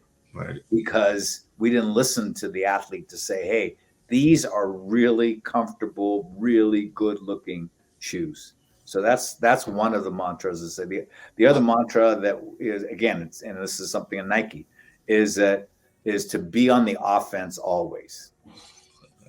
And that's what we say as a company. And that means that, hey, we got that 90%, that 90% market share. So, okay, we got a huge lead in the fourth quarter over our competition. You know what I want to do? I want to keep pressing. I want to keep double teaming. I don't want to take the pressure off, and I want to make sure that, hey, we go from 90. What can I help with for us to go from 90% market share to 92% market share? Let's get a little bit more, because we're not. This is not something that we have to be friendly about. This is business. Right. It's fascinating. So let's be on the offense always. It's fascinating you would say that, Tony. I've been in business for 30 plus years, blah, blah, blah. And the number one piece of advice that I give to people who are young in business or trying to start a business is, you don't have to go out and try to figure all of what your market's going to want. Listen to your client. They'll tell you what they want. And that's exactly what you said. Yes. We come with all these ideas and how we can do this, but your clients will tell you exactly what they want. And you got to deliver that to them. And I think, Kurtis, that started with Phil Knight. That's how Phil started the company. He listened to Steve Prefontaine. He listened to those early athletes and said, hey, his belief was, if we create the product the athlete wants, then everybody else will buy it. That was the whole thing. And then, and the last thing I just want to say is, Steve, is the last thing that I live by. I try to live by very strongly. And again, this comes from Phil. Nobody's more loyal than Mr. Knight. And I try to think about making sure that I'm loyal, and I'm loyal to the people who are loyal to us. And so, sometimes people say, why do you keep that high school team? That high school team used to win state championships. It doesn't win as many anymore. Man, they've kind of I said, because I'm loyal. I'm going to keep a team. There's every high school program goes through ebbs and flows, but that's the nature of the business. But I'd rather be loyal, and I'm loyal to a fault, but that's okay. And again, that comes directly from Mr. Knight. Steve, I only got one more question. You got anything before we let this fine gentleman go? Talk to us about that handicap. It always comes back to golf with you, doesn't it? Now, this guy right here can play some golf, and he plays a lot of it. Well, now during the pandemic, I've been able to play more than ever before, because that was the one activity that was still open in Oregon, was the golf courses, and so it was great to be able to play. But I'll go back to what my dad always used to say is, like, when people ask you what's your handicap, you first got to say, are we betting or are we bragging? Because I'm going to give you 2 different answers. I like that answer. This is not really a question, but just more of a statement. I say the other thing is, when I talked about the piece earlier about being special, I think that goes with Tony and the people who work for him. In my time now as a part of the Nike family, I've been able to, three of your assistants now, and Jeff Rogers and Mike Egan and Jill, and they all embody who their bosses and their work ethic and the things that they do for us when they're trying to get things prepared. I mean, it's special to be a part of. And people always ask me all the time, like, what is it about Nike? Certainly it's the product. The product is unbelievable. But for me, it's really been the relationship.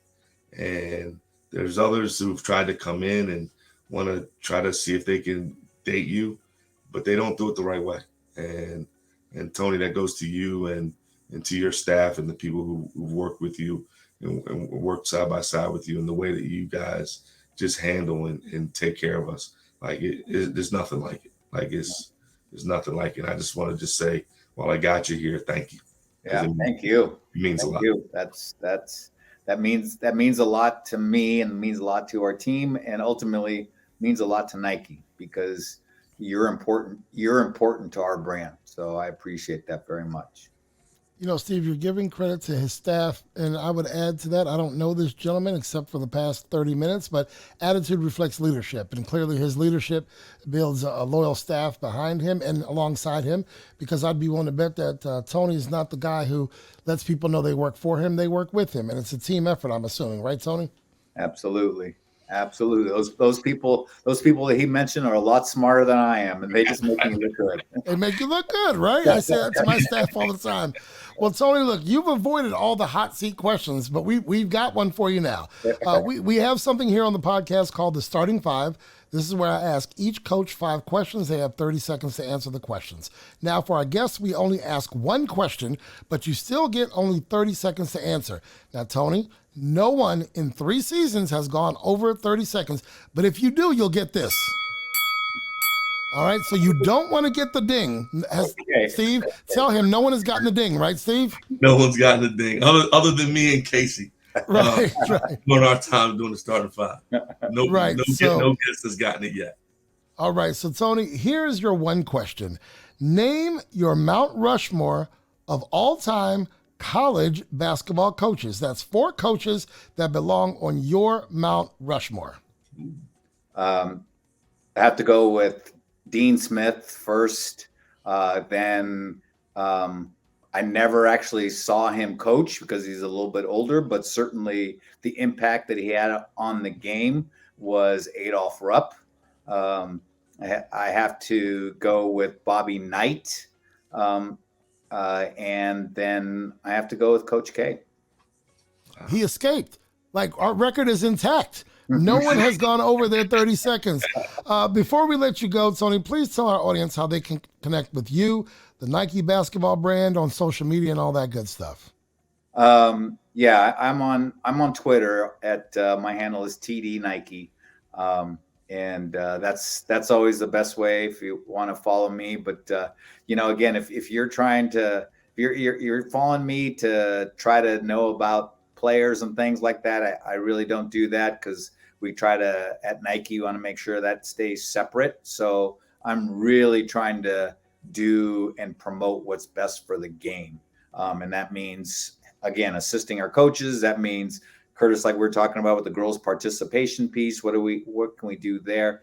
Anything like that. So if you're interested in the overall game, then yeah, great, follow me. But I'm gonna be about not about individuals. I'm going to be about the game itself. Thanks for that answer, Tony. Look, we really appreciate you being here. Where are you now, Tony? You're traveling. Where are you now? I'm in Atlanta. You're in Hotlanta. All right. Yeah, just had a long cross country trip. So just got to my hotel.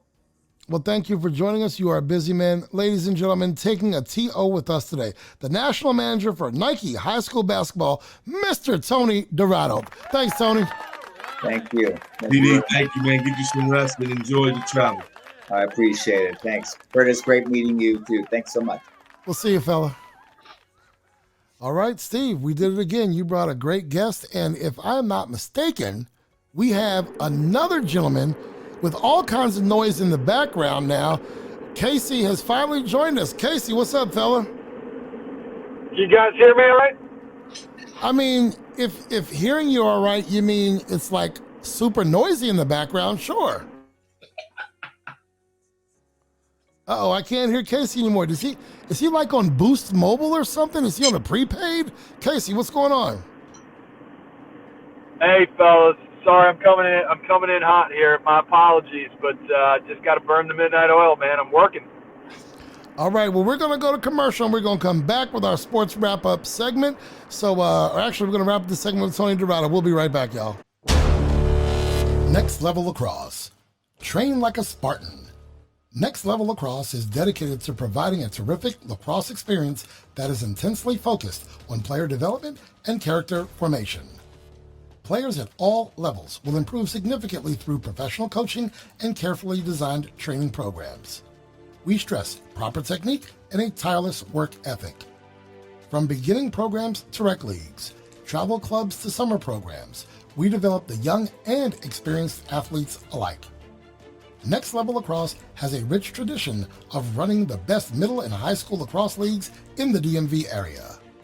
You'll find us at www.nextlevelspartans.com or call 240-497-1460. We invite your questions, comments, and show ideas. Simply go to www.turnerandoneal.com and click Submit Your Idea. Take a TO with Turner and O'Neill. We'd like to thank our partners, sponsors, and donors. Our premier partner, Ray Cruz and MCF Mortgage. Our partners, Dynamic DJ Entertainment, Healthy Baller, the Insurance Alliance Group LLC, and Marquise Evans of Keller Williams Capital Properties. Our sponsors, O'Neill Development LLC, Next Level Lacrosse, A Squared Home and Office Solutions, Collins Funeral Home, and Peace Players International. And our donors, Winsight Media, and Gene the Barber, now Max Life Barber and Salon. This segment of Take a TO with Turner and O'Neill is sponsored by... If you're buying or selling your home, start your journey. Your goals plus our expertise equals success. Welcome to Keller Williams Capital Properties. Let us work with you to find and purchase the home of your dreams. Working with us guarantees you the local knowledge and market information you need. We are local experts with a reputation for excellence. We're here to help guide you through every step of the process with expert advice and representation. For more information, contact Marquise Evans at 301-357-5608 or visit www.yourmyagent.com. Keller Williams Capital Properties and Marquise Evans. www.yourmyagent.com. Portions of the podcast were previously recorded. Now, back to Take a TO with Turner and O'Neill. Welcome back to Take a TO with Turner and O'Neill. This segment's partner is Marquise Evans and Keller Williams Capital Properties. Coach Casey, you there, fella? Yeah, can you guys hear me okay?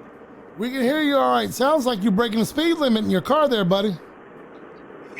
Are you driving with the windows down? I didn't realize it sounded that loud. I'm going to have to kind of make a few adjustments to the Bluetooth here. I mean, it's not the Bluetooth. It's maybe you get some insulation on your windows, brother. What? Hey, I'm gonna leave it. I'm going to leave the studio and come back. Give me 1 minute, all right? Hold on. All right. Hold on. Now we can talk about him, guys. He'll be back in a minute. Steve, thanks for bringing Tony on. Great guest. The one thing is, when we bring on all of these guests, we do research on the guests. Sometimes I might know the guest, but you guys don't. You know the guest, but I don't. And the one thing is, when we bring these guests on, I'm always thinking, all right, I hope this is going to be a great interview, all this. But everyone we bring on is happy to be here. They're wonderful people. They're professional. They bring some style to the show, but they also bring an angle to the show that maybe our audience would not ordinarily know. So thanks for bringing Tony on. He's a down-to-earth guy. He loves the game. The favorite thing that I heard, two things. Is one, that they've had to create a space for the women's game, because it has evolved. And number two, he's not about the individual player and his loyalty, All right, we got KC back. Can you guys hear me all right? Oh, you sound better now. There we go. What's going on, everybody? It must be that prototype iPhone 15 he has, Mr. Moneybags over there. Yeah, they haven't even come out with this one yet, man. Just secured it. That's where I'm driving from, is getting the new iPhone, buddy. I mean, he's got the 2023 iPhone ain't even come out yet. We just had Tony Dorado on the show. I think you were backstage. You heard some of that interview, I think, right? Correct. Love what he was talking about with his team. Loved hearing him talk about how, hey, he's not about the individuals, right? He's about supporting and encouraging the game, especially on his social media. So great guest, Steve. Good stuff. Thank you. Steve, your thoughts on Mr. Dorado? I mean, he's the GOAT. It's been an unbelievable relationship that has been fostered over the years. He's someone that I can lean on in times of just wanting to bounce a good idea, bounce something off I'm not sure about. He's always willing to give an ear and also give some ideas to help me. But in his ability to get people, to get not just the adult people, but the youth people that you see with the athletes, and not making it about. I mean, it's the best thing. He doesn't make it about the individual. It's about the whole. It's about the team. And right. as you hear, like I talked about at the end, his team, that's why they're incredible, because of their leader, and that he doesn't make it about himself. He makes it about all of them together, and then what they do to help all of us at the high schools and with the club teams on the girls EYBL circuit. Right. And you can only when you're working with that regularly, you got to appreciate it. And it's a blessing, again, to be a part of that Nike family. All right. I am going to see if I can. All right. I'm going to get Casey to call in on our Bluetooth line because his connection's bad. Hey, Casey, that was me dropping you out of the stream. Do me a favor. Call my cell phone. I'm going to connect you through the Bluetooth line here in the studio. 10-4. All right. Yeah, just all that. I'm going to see if we can eliminate some of that background noise. Got it. So we're going to go to commercial break now, but when we come back, Coach Casey should be with us. Building your brand is an important part of your business growth. By advertising with Take a TO with Turner and O'Neill, you'll gain the exposure and brand recognition behind our podcast. From season to season, we retain 92% of our advertisers. With category exclusivity, your business will benefit from our popularity online and during the podcast. Advertising with Turner and O'Neill equals exposure on Google Podcasts, Amazon Music, iHeartRadio, Spotify, YouTube, and more than 15 listening platforms total. Inquire today and let's partner to build your brand. At Peace Players, we use the power of sport to unite, educate, and inspire young people to create a more peaceful world. We offer support programming, peace education, and leadership development to those living in communities in conflict. We challenge the hate that is driven by the fear of our differences. We bridge divides between people through the game of basketball, and we develop young leaders who help to change perceptions. Find out more at www.peaceplayers.org. This segment of Take a TO with Turner and O'Neill is sponsored by Insurance Alliance Group manages the gap between damage appraisal estimates from your insurance company and what you are rightfully owed based on your policy. They work on behalf of policyholders with claim assistance and disputes to maximize claims. Insurance Alliance Group serves as professional advisors and trusted advocates. The Insurance Alliance Group handles business and home property loss. Request a free claim review with the property loss professionals. Insurance Alliance Group. Visit us at insurancealliancegroup.com or call 866-574-4773. Portions of the podcast were previously recorded. Now, back to Take It To with Turner and O'Neill. All right, we are back. Casey, are you there? I'm here, baby. Oh, that sounds so much better, doesn't it, Steve? Sounds great. All right, my man, let's get to the sports wrap-up. Oh, my goodness, why does this have to be the first bullet point and Coach O'Neill is here? The Wizards are off to a hot start. That's our first bullet point, Casey. Talk about it, brother. Let's go, Wizards! You know, I have the buttons here. I can cut you off, too, all right?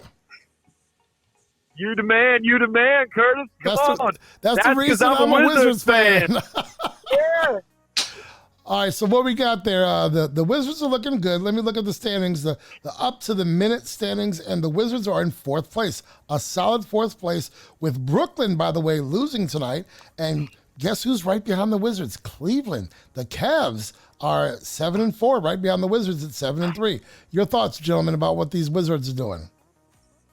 Hey, I'll start it out, man. What they're doing is they're playing meaningful defense in the fourth quarter. And so when they need stops, they're actually committed to playing defense, rebounding. They're having fun. Look, it's 10 games in. They're 7-3, but they're actually playing meaningful defense when it matters. And it's fun to watch. And look, if this can get us a 6, even 5 or 4 seed, I'll take it, man. I will take it. That's because y'all are the Wizards East. You got Montrez, you got KCP, you got Kuz. I mean, you stole all our players. That's why you're 7-3. Hey, man, they didn't steal. Them Lakers had to make that move to get Russell, and so we can end up. So we can end up at about 500, which is where we are. It's a long season, man. 82 games. It's a very long season, but we'll take it. We'll take it, especially with the East kind of up. Like you said, man, Cleveland's right there behind the Wizards, and you got a lot can happen. Look, teams will get healthy. We'll see what happens. But, look, you don't see Bradley Beal averaging 29, 30 points a game.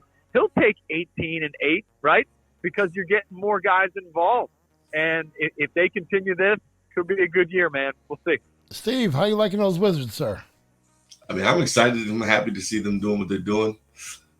I worry that it won't last long, but we're gonna see. I mean, right. It's fun to be able to watch them being right now in the race and knocking off reigning champions. So hey, fun times down there in Chinatown. All right, leading the East at the time that our script was written was the Philadelphia 76ers. Just that quick, they lost tonight, and the Miami Heat are in the driver's seat, although they're getting smoked right now. But they're in the driver's seat right now, and out in the West, an old familiar face is at the top of the division, those Golden State Warriors. I don't get a chance to be right often, but I've talked to you guys. I said, this team is good. They're young, they're athletic, and when Clay comes back, which looks like it might be around Christmas, they're going to be even more dangerous. They're going for 9-1 tonight, playing an Atlanta team who's under 500. Golden State looks good out west. What do you guys think? Love it. Love their brand of basketball. Love the way they play. Going to be exciting to see them when they are fully healthy. Oh my! They're a team definitely to contend with. I see them finishing no less than 4 in the West. Okay, all right. I don't know why they can't be 1 or 2. I mean, Utah's up there too, but you look at teams like I definitely think they can be up there, but I'm just saying I don't see them falling anywhere below the top 4 in the West. All right. I'll say this about the Warriors, man. It's one word: they are having fun. They're having fun. They're having fun out there. You know, I think a lot of the pressure's off with all the expectations that they had in being the Warriors over the years. They're having fun. They're playing together and enjoying it. And again, like look, brand new year. Things have been restricted. You know, the restrictions have been lifted. They're out there just enjoying it, playing to the crowd. And man, Steph is just doing his thing. All right, I know it's early, but the Bucks are 4-6. They look like a bad 4-6. What's going on in Milwaukee, guys? I think you're gonna have to rest Holiday. There you go. I think look. I think you got to rest Holiday. I think he's coming off of championship year, right to Olympics. to the Olympics, and he's a key component with his defense and his ability to set up, and then some nights when he has to score. I think he's tired. I think you got a little low management with him right now would be a good thing for them. All right, Krissy. Look, there's the term of that kind of the champions. I guess use the word hangover, right? You come in, you get the bling, the rings, and they raise the banner and do all this, and until they kind of settle down. And I totally agree with Steve on that rest, but look, they'll turn it around. They're too good not to, but definitely a little bit of hangover with those guys. And as we're 10 games in, let's see what happens in another 10 or another 20. All right, we're turning our attention to the NFL. Any given Sunday, boy, it was a bad Sunday for the Bills, Cowboys, Bengals, Saints, Rams, and the Packers all fell. I think we weren't surprised by the Packers, no Aaron Rodgers, but the Rams are supposed to be for real. The Saints are trying to work their way into the mix. The Bengals, a couple weeks ago, we said they're a real 7-2. The Cowboys are leading the NFC East, although this week, but the Bills lost to the Jaguars 9-6. I'm not disappointed in the Bills giving up 9 points, but for them only to muster up 6, what happened last night, guys? I think with it teams like the Bills and the Cowboys who had some tough losses. Look, in the NFL, man, it is a grind. It is a long season. Those types of things happen. I mean, they just do, and we're seeing the Steelers start to make a little bit of comeback. Look, the cream of the crop will have some downtimes, but then they'll come back and go with it. And NFL, I mean, it's just grueling, man. Any given Sunday, like you said, I still think the Bengals are a fun team. Obviously, Cleveland took it to them, but there's a lot left to be played for, and it's going to make it just even more fun as we get into November and December. Steve, you said you were worried that the Bills are riding high and there'd be a trap game in there. Well, guess who they lost to? Jacksonville. There's the game you were worried for a reason.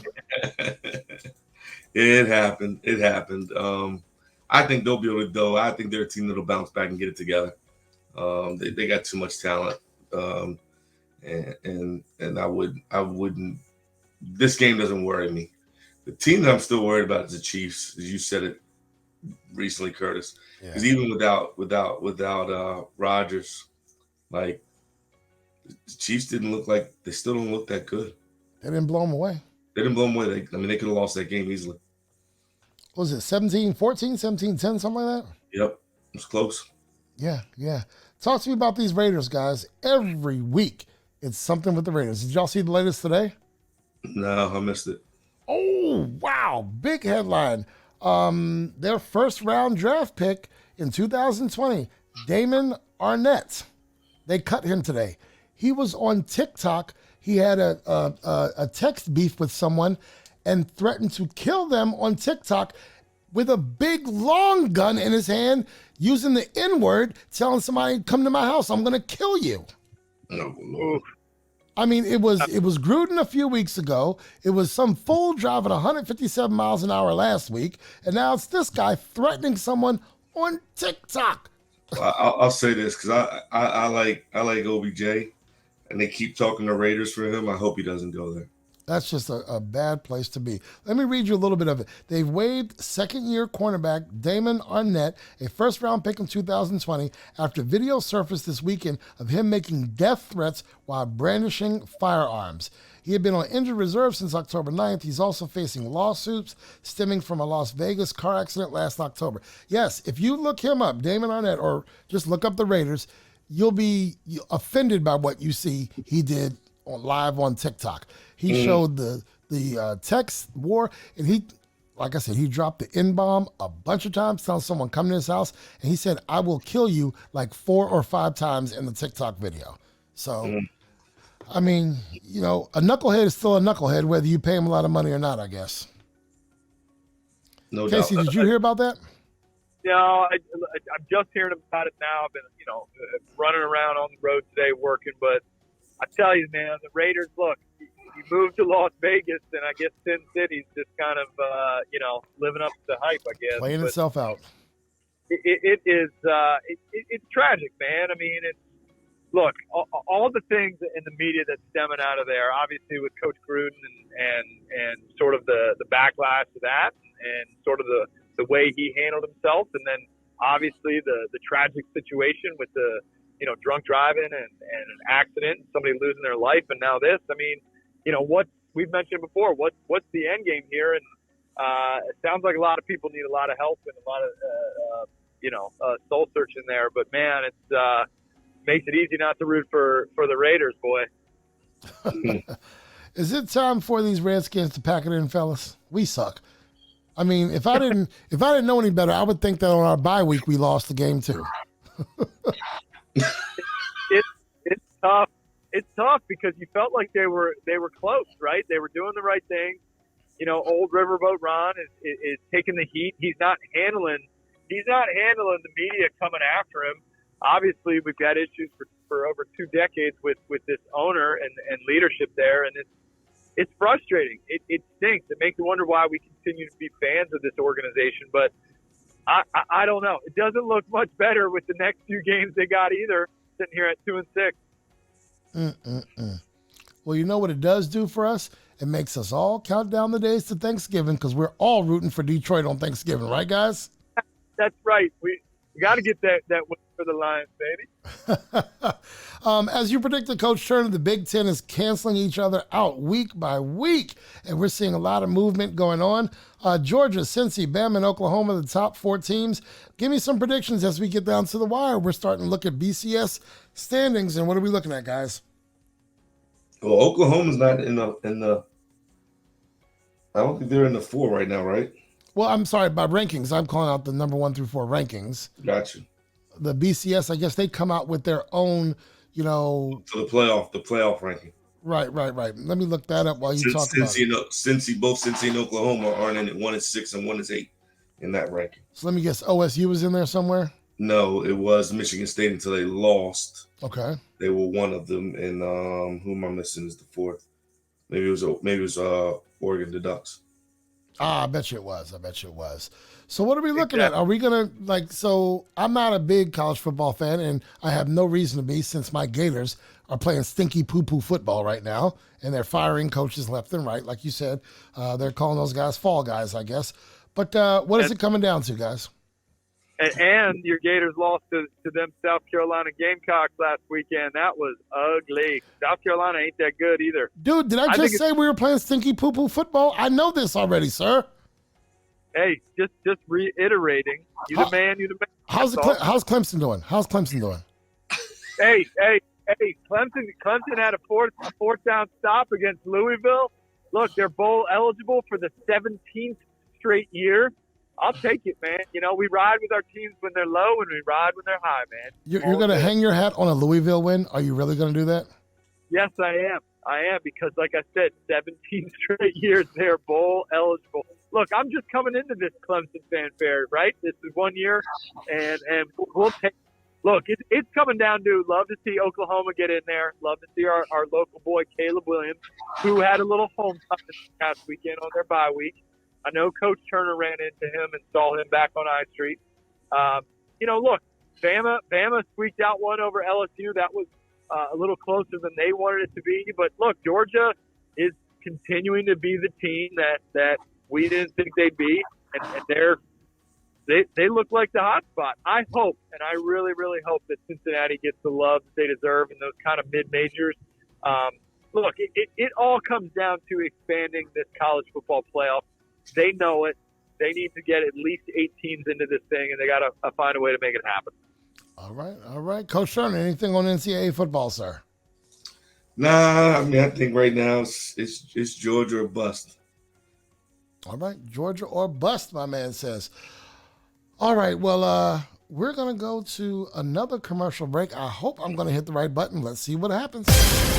Connect with us socially on Instagram and Facebook at Turner O'Neill Podcast, on Twitter at Turn On Podcast, On YouTube, just search Turner and O'Neill, then subscribe. And of course, you can visit our website at www.turnerando'neill.com. Become a friend of the program. Friendship contributions start at just $25. Each contribution helps to fuel Take a TO with Turner and O'Neill. To find out more or make your contribution, go to www.turnerando'neill.com and click Become a Friend. The final word is brought to you by Ray Cruz and MCF Mortgage. Call 301-761-2278 or visit raypcruz.com. Ray P. Cruz, mortgages intelligently. Portions of the podcast were previously recorded. Now, back to Take a TO with Turner and O'Neill. We are back with our final word. We're going to wrap this baby up, and we're going to have a quote by, I guess, Coach Casey O'Neill. We invite you to become a friend of the program. To do so, go to www.turnerando'neill.com and click Become a Friend.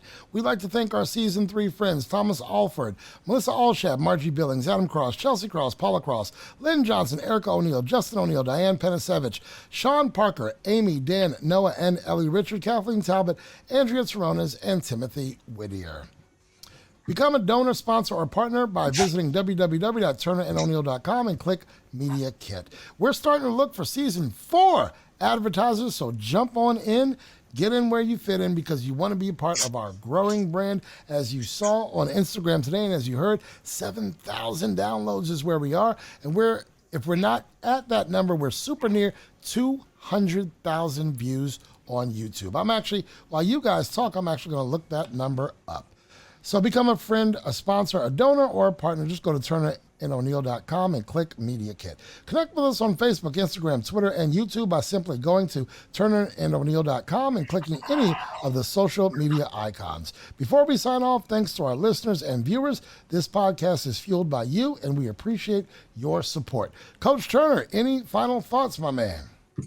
Man, Mental Health Monday. Excited to be back on the show. Missing our girl, but our prayers are with her. Yes, sir. And we know we'll get her back soon. We sure shall. And glad to be on here with you guys. Glad to have another great guest with Tony Dorado today. And glad your Buckaroo was able to get itself online tonight. Yes, sir. And nothing more exciting than today, November 8th, man. That day, every year when we can have it, it's special to me. And I was glad to be back in the gym with a great group of young men and excited to be back with them for day 2 tomorrow. All right. My final word is thank you for bringing in a wonderful guest, Mr. Dorado. I hope to meet him down on I Street or somewhere at some point. We're going to continue to support what he does with these young people. And, of course, we're going to want to see him grow the great game on the women's side. I did say that we are at or close to 200,000 views. I'm running our numbers. We joined YouTube as a podcast July 7th, 2020. All right. Let's see what you got. Casey, how many views do we have? We're close to 200,000. What do you got, Casey? I'm going to go with 196,555. What you got, Steve? 198,050. You guys both overshot it. We are at 194,757 views on YouTube. Gentlemen, congratulations on doing that. That's probably an average of 3,500 to 4,500 views per episode. So we really appreciate the people watching, listening, and supporting the podcast. Don't forget, you know what? You can say what you want. Season 4 is going to start in January. So we got to be ready for Season 4. I think it's January, but I will let you guys know. Become a friend, sponsor, a donor. Become a friend of the program. Watch us do what we do. We love bringing you this content. Coach O'Neill, you have the final word and the quote, sir. Listen, first and foremost, appreciate you guys. Apologies for I'm out here as we build this thing in my new venture. And I'm thinking about Krissy. I'm thinking about family. I'm thinking about you guys. And Steve, thinking about you today, my friend, back in the gym with your squad. Wish you nothing but love and the best. But my final thought here is a quote I'd like to use for years, and it goes like this: nothing worth something is given to you. Very simply, nothing worth something is simply given to you. Not your faith, not your friends, not your family. You got to earn it. You got to work at it, and you got to just keep remembering nothing worth something is given to you. Go get it, folks. Kurtis, pull the plug. Take It To You with Turner and O'Neill would like to thank our advertisers, our premier partner, Ray Cruz and MCF Mortgage, our partners, Dynamic DJ Entertainment, Healthy Baller, Insurance Alliance Group LLC, Marquise Evans of Keller Williams Capital Properties, our sponsors, O'Neill Development LLC, Next Level Lacrosse, A Squared Home and Office Solutions, Collins Funeral Home, and Peace Players International. And our donors, Winsight Media and Gene the Barber, now Max Life Barber and Salon. Take It To You with Turner and O'Neill is produced by Curtis Cross and engineered by DJ Krissy. All material is the exclusive property of the podcast and may not be copied, rebroadcast, or used in any way without the written consent of the podcast. The views, ideas, and commentary of podcast guests are solely their own and not necessarily endorsed by the podcast. You may submit questions, podcast ideas, and commentary to turneroneillpodcast@gmail.com. No compensation is offered for submitted material. Should we choose to use your idea, comment, or question, you agree to your likeness, social media identity, and/or information being used on the podcast. Take It To You with Turner and O'Neill is recorded weekly and distributed via Buzzsprout, Google Podcasts, Spotify, iHeartRadio, Apple Podcasts, and more than 15 podcast platforms in total. You can also view Take It To You with Turner and O'Neill weekly on YouTube. Subscribe to our YouTube channel for the latest episode drops. Some portions of the podcast may be pre-recorded. Join us socially on Facebook and Instagram at Turner O'Neill Podcast, on Twitter at Turn On Podcast, and on YouTube. Search Turner and O'Neill and subscribe. Our website is www.turnerando'neill.com. Advertising opportunities are available.